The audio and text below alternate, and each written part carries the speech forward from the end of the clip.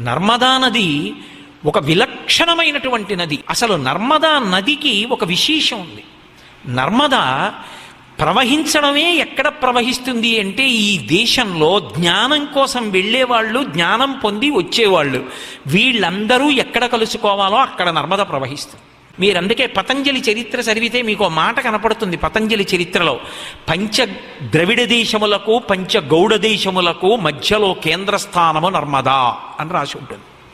పంచద్రవిడ దేశాలు దక్షిణం, పంచగౌడ దేశాలు ఉత్తరం. ఉత్తరం నుంచి జ్ఞానం కావలసిన వాళ్ళందరూ దక్షిణానికి వచ్చేవారు.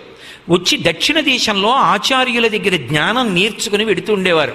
వీళ్ళందరూ ఎక్కడ కలుసుకునేవారు అంటే నర్మదా నది ఒడ్డున ఉన్నటువంటి ఒక పెద్ద రావి చెట్టు దగ్గర కలుసుకుంటూ ఉండేవారట. ఒకప్పుడు ఆదిశేషుడు పతంజలి రూపంలో వచ్చాడు ఈ లోకంలోకి. పరమేశ్వరుడు యొక్క తాండవం చూడాలని చిదంబరం వెళ్ళాడు.